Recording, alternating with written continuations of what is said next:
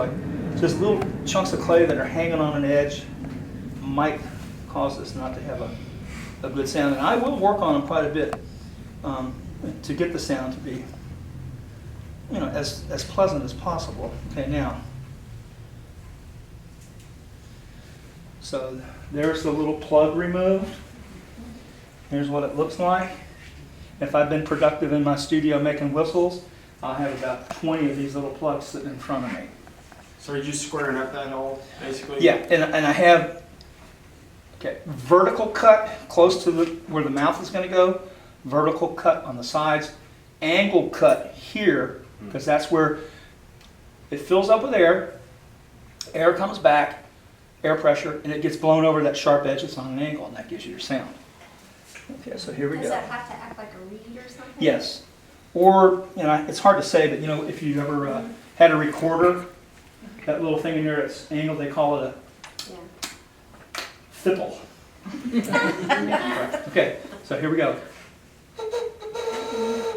So I know from experience that I need... Glasses.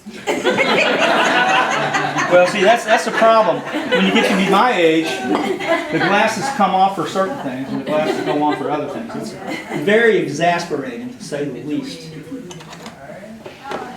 Now, one of these little loop tools, if I ever teach a workshop with whistles, I have to make sure that everybody has one of these little loop tools, so you can get down inside of this and remove a little bit of clay if the throat is a little bit constricted.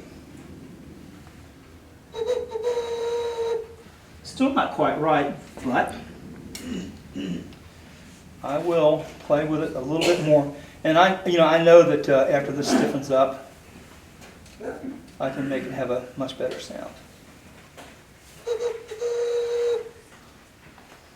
But the clay is too wet, and that little sharp edge is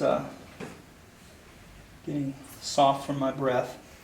But I'm going to call it quits on this, but that's basically how it's done. And I've taught several people how to do this. Susie's getting great results with hers and her kids. So, now. You've given me some good tips. Okay. And this is it. I know it's going to get better when it stiffens up. It'll have the sound will be sharper. Right now it's kind of got a little bit of a buzz to it because it's too wet. Okay, that's the end of my demo. Any questions? Feel free to ask.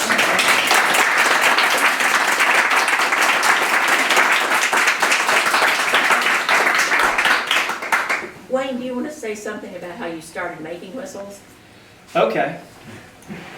I started making whistles. I went to Arizona in about 1972. Susan and I were living in a teepee in Iowa. And man, it was like February 21st and it got down. I looked up on the records of the temperatures in Iowa for that year, and sure enough, it was exactly as I remembered. It was 21 below zero. Oh, yeah. And so she said, I'm going home to Kentucky. I said, I think I'm going to go down and visit my friend Doug. We were in the Air Force together down in Tucson. So I hitchhiked down to Tucson, and I hung out with some people who were digging their own clay and making their pots, and it was really cool. That's where I did my first dung firings. And there was one guy who was making these little whistles. And he was one of the main influences. And then I came back to Kentucky. And I went with Larry Hackley and some other potters down to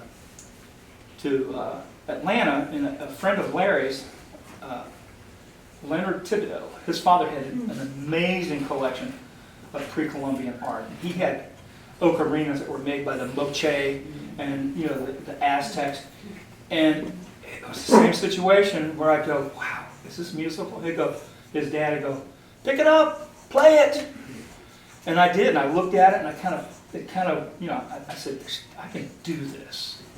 And that's how it all started. And then what changed was, I'd go to Berea Fair with all my pit-fired pots, a bunch of whistles, literally fired in a wash tub, okay, from greenware, with wood and corn cobs. And I'd have all these little whistles, very crude, very primitive, but somewhat refined. And I'd be selling them for $5 a piece. And I mean, when I went home and I'd have like $400, I'd go, yes, we're gonna make it through the winter. But they've really helped me out many times. Thank you. Yep. Okay. Wonderful, thank you, Wayne. Oh, you're more Thank welcome. you so much. Yeah.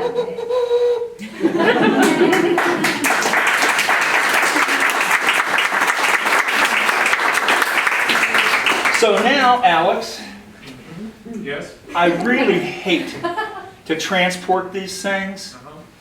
So can I cover them up with plastic and come back here and finish them here where you got a really nice, clean